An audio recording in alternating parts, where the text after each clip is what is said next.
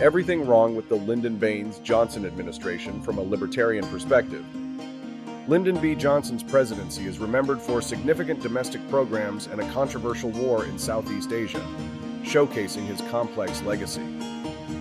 His towering stature and persuasive tactics, known as the Johnson treatment, helped push through major legislation but also led to a deeply divisive war. In his famous Great Society speech that lent a name to Johnson's ambitious program for an activist central government, Johnson derided unbridled growth, calling instead for a society where progress is the servant of our needs. In Johnson's mind, private institutions had manifestly failed to meet the needs of the American people.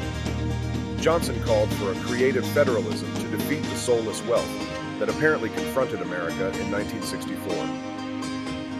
Fiscal recklessness was evident even during Johnson's presidency, with the $3.6 billion annual cost of the Vietnam War added to large increases in domestic spending to drive up inflation in the late 1960s. With the dollar weakened, the gold crisis of 1968 saw the United States hemorrhaging gold purchases, losing $372 million of gold on March 14th alone.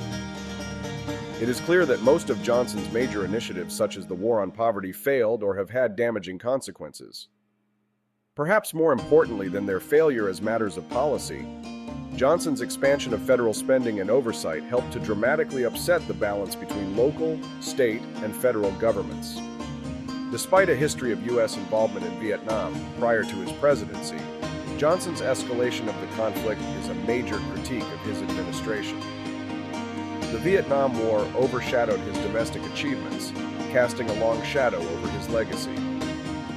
Johnson inherited a complex situation in Vietnam, where U.S. involvement had deepened over previous administrations. This context made disengagement difficult, influencing his decisions during his term. The political landscape of the early 1960s, particularly with the Civil Rights Act and the threat of communism, pressured Johnson to maintain a strong stance in Vietnam, complicating any withdrawal plans. Johnson's administration planned for more aggressive actions in Vietnam, signaling a deeper commitment to the conflict, despite public and international concerns. The Gulf of Tonkin incidents provided Johnson with the pretext to launch airstrikes and significantly escalate U.S. military involvement in Vietnam, despite uncertainties about the event's details.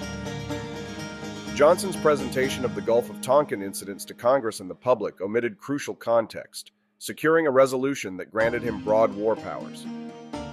The Gulf of Tonkin resolution marked a turning point, enabling Johnson to escalate the Vietnam War significantly, a decision that would have profound implications for his presidency and the country. Despite the controversy surrounding Vietnam, Johnson achieved a landslide victory in the 1964 elections, further emboldening his war policies. Johnson's decision to escalate the Vietnam War in 1965, despite its unpopularity and dubious legality, revealed a willingness to mislead the public and Congress about the war's scope and intentions. The bombing campaign Rolling Thunder and the subsequent troop increases marked a significant escalation in the conflict, deepening U.S. involvement in Vietnam without clear objectives or public support. Johnson's management of the Vietnam War, characterized by limited engagement strategies and lack of transparency, led to a protracted conflict that ultimately damaged his presidency and left a contentious legacy.